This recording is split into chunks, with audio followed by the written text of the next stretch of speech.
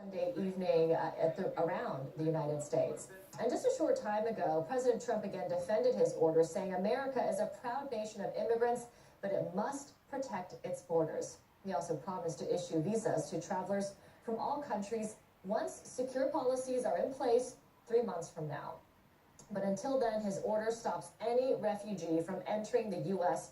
for 4 months and bans all citizens of 7 Muslim-majority countries for 3 months. A federal judge in New York and courts in other cities have blocked the deportation of those who were in transit or at U.S. airports when the order suddenly took effect, and some have been released, but not all. Now, the order has also caused a lot of confusion. For example, it hasn't been clear if travelers with U.S. green cards, in other words, legal U.S. residency, will be allowed in. But the Secretary of Homeland Security moments ago urged green card holders to come, saying they will face additional security screening but will not be barred from re-entering the U.S. Now, President Trump's order is triggering strong reaction, not just in America, but across the world. CNN international diplomatic editor Nick Robertson joining us now from Washington. It really is extraordinary to see all this confusion playing out, Nick. Also, reaction from around the world from allies of America like Germany and UK disagreeing with this order. Absolutely. Angela Merkel, the German Chancellor, on Saturday in her phone call with President Trump, actually reminding him that as a signature to, or as the United States is a signatory to the Geneva Convention, that obligates the United States, just as it does all the other countries, to keep their doors open for refugees fleeing conflict and persecution in their countries.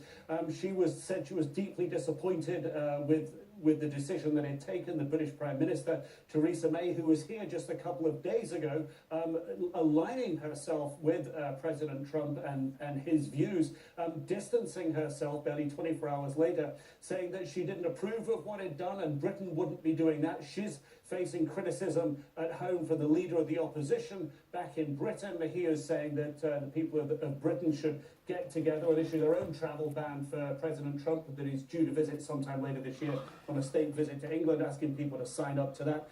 And he was using the hashtag in there, Muslim ban. And this is the way that it's being perceived. The perception is among the United States allies that this is something that has been badly implemented and it's counterproductive. We have the French and Dutch foreign ministers this evening issuing joint statements saying that they don't think this addresses the core issues and that this will be counterproductive to trying to make America safe and trying to fight terrorism around the world, Amber. They're united in this.